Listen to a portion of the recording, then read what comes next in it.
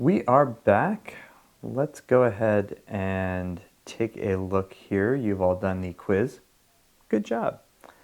At what we have coming up. So, like I said, we have critique today. And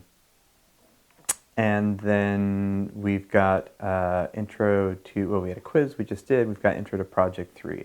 So Project 3, there are some sample images on the website right here. If you click on them, you will be able to see them bigger and awesomer. These are images that students made last semester, or last year, pardon me. And they are pretty good, gotta say. Let's go ahead and pull up the assignment description and we can walk through that.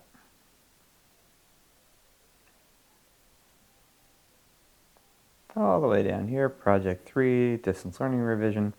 So once again, this is something that has changed a little bit because of our current teaching, learning thingy. We are not going to have some of the resources that you normally would, so we're not going to print it. And for those of you who are about to complain about that, talk to the other students who are going to complain about having to pay to print it, and you guys can, like, you know, work it out.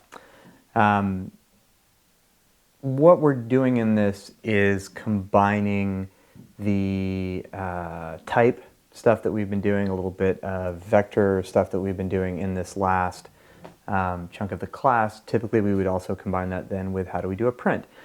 We will go over some of the how do we do a print kind of stuff. Obviously, we will not make a print, but we will talk about test strips, how to make those. That'll be assignment 10, and sort of what the deal is with those. And hopefully that will leave you in a reasonable position going into next semester, where although you will not have had as much experience printing, you will know sort of how to do it and what the pitfalls are. Yeah, you'll be fine. We are going to be behaving as if this print were 18 by 20, going on an 18 by 24 inch piece of paper. So that means that you need to make sure your images are big enough, high resolution enough. That means you need to size them appropriately. You need to not go all the way to either of those dimensions, right? Because if you go all the way to 18 or all the way to 24 or vice versa, you will not be able to print that because your image will run off the edge. So, right, size your canvas for your paper and have your image be inbound a little bit. Inbound? I don't know, inside of that edge. A little bit of white space. In the real world, if you wanted to have a perfect full bleed edge, which is often desirable, you would just trim off that little bit of white space. And that is true both of an inkjet print and actually of offset printing if you go on into the print publication or advertising world and need to deal with those. Because we're printing relatively big, right, in our minds, our font sizes will also be big, right? We're not going to do little teeny tiny 12-point font because no one would be able to read it. Again, these are the differences between looking at things that are very small, looking at things that are a little bit bigger. The only thing in like a 12-point font in an advertisement is the little bit down at the bottom that's telling you about all the terrible side effects. You have a couple of options for what type of project you do or what type of image thing you make. You can do an advertisement, a concert poster, or a oversized magazine cover.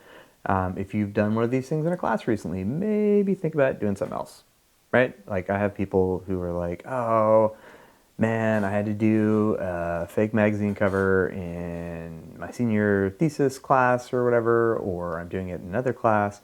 If that's the case, then just pick one of the other ones. They're all fun options. The imagery for this, you are welcome to use images that you have shot previously in other classes, as long as the quality is good. You do not need to shoot something. Sorry, there's a cat wandering around and I'm trying to make sure it doesn't fucking pee on my stuff. You are welcome to use imagery from any other class or your archive or whatever, as long as it's good, right? It needs to be high quality, it needs to be not shitty looking, right? Use something on your fucking phone, and you're out. You will need to have some type layers, adjustment layers, retouching, i.e. spotting layers, right? So those are specific things that you need to have in your file. You're going to be sort of making this as if it were being printed large, so your editing will need to be more precise, right? Your masking will need to be smoother, your transitions in that masking will need to be more on point. You need to make sure that your image is big enough, right? Although we can always add grain if it's almost there but not quite. When you are choosing an image, right, think about the layout on the page, right? So if you are shooting a magazine cover, right, you need to have some white space, or it doesn't need to be white, right? Fucking racists. Just some space around it that is, out of focus or relatively calm visually so that you can have text in those places. Go look at examples. I cannot overemphasize this, right? If you're like, oh, I'm going to go make an X, right? Go look at other examples of X and see how people do it. This is how you will sort of not make all the same mistakes that people have been making for 50 years.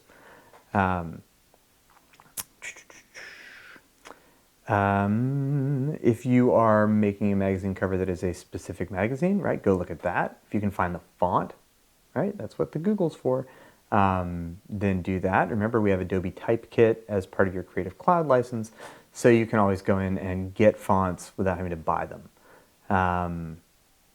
So think about that. Think about colors, like what color the fonts are. Think about things that go behind them.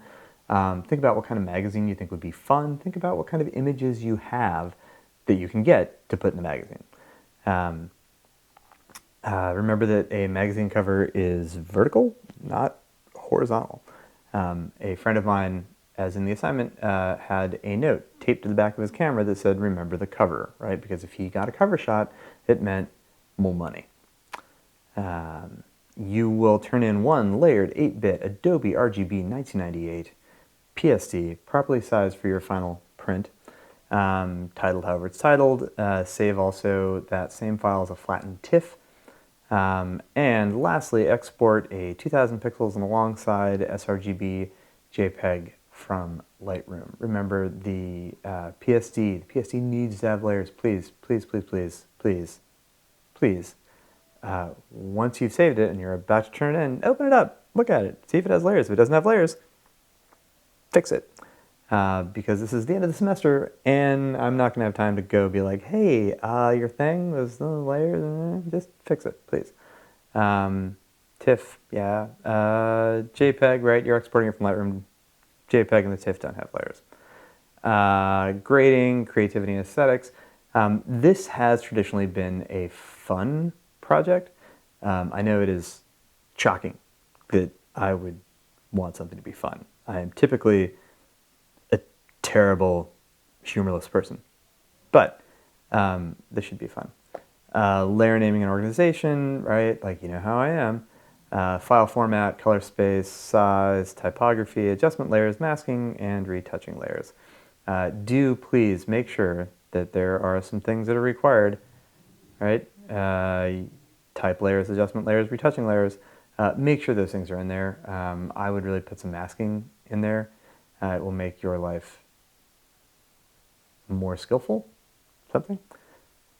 Cool. So those are the outlines of the file. Go ahead and look at that assignment description in the assignment descriptions folder. Let's pop back here and look at some samples from years gone by. Here is a frankly pretty awesome movie. Wow. Music. I'm gonna have some more tea. Music poster for I presume fictitious band. I don't know. I'm old. I don't know what anything is. But beautiful, beautiful photograph. This little halo is done in post, colors done in post, or at least adjusted in post. We have some nice outer glow on the text here and here, a nice shape there behind the Pantheon, right? Smart, like, matching what these things really look like, has a little like social media shit down there. Really, really good. Yeah, Cat does some good work. Here's another one. This is Rolling Stone, right? Found the font, right? Getting those graphics in there is super, super, super helpful. If you have a magazine that has a very particular graphic title, maybe you won't be able to get the font. Maybe you can find those graphics themselves. Maybe you can, photograph it and path tool it out. I don't know how. That seems like a pain. But think about it. It's really, really important. It will add so much to what you have. Right, we've got some lovely little additional pieces of font, different colors, right, matching things, layout of the person in the frame, the way that they are sort of varying the font color, right? It's all white over here because the background's all black. All this stuff, really, really smart. That's Emily. She's got this, which looks, frankly, totally legitimate, to the point where when I first saw it, I was like, did you scan it? Like, what? But yeah, really, really well done. They are a photographer who likes to make images look like this, and so they had one, and they put it in there, and boom. So that was amazing, right? All these little bits of font. Amazing, amazing. So those two ones were magazine cover. This one is an ad, right? A little simpler, right? We have this little very beautiful gradient coming up, matching the color from the lipstick to the gradient, right? This sort of like transparency that's going in there. Oh, really, really beautiful.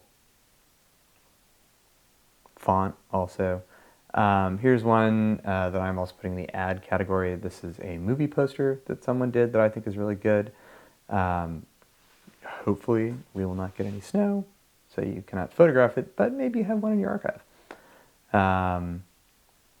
Another ad, right? So they got this artwork somewhere, found this font, put it in there, drew some shapes, did some lines going around. Right, so it doesn't have to be vertical. It can be horizontal. If it's a magazine, it needs to be vertical. If it's an ad or a movie post or a music poster, it can go either way. Ash did a magazine. Again, this is something where they were taking the work that they were doing and going from that aesthetic. What do they have? What are the images that they like? What looks awesome with their work? And then taking that and putting that into this assignment. So Ash is super into this architectural photography. It's a beautiful photograph. Taking that and making a minimalist architecture and design magazine. So those are some samples, right? They're all in there, all the different genres, right? So the band one, magazine cover, advertisements, more magazine, all that stuff, right? Looks good, tastes great, less filling, why not? If you have any questions on that, please go ahead, reach out to me. I would love if you have your ideas of what you're interested in. If we can, as we go through, sort of show them to me so that we can fix those a little bit, right? Brainstorm how we can do them better, brainstorm what they're missing, what would make them better. We'll have opportunity for that. We don't have that many weeks left, but in that remaining time. So yeah, get started on this right away. Okay, so that is my introduction to Project 3. And now I'm going to go ahead in the next clip and talk about what we are doing today, which will be Assignment 9. It's kind of a ramp up to Project 3 in that we'll be talking about a lot of the tools and techniques that we need to get started on that project, and we will actually be making a magazine cover. No, you can't use it for Project 3. Somebody always asks, different requirements. but we'll be walking through all of that stuff, and you should, if you can do assignment 9, not have a problem working on that project. I will go ahead and talk about all that in the next clip.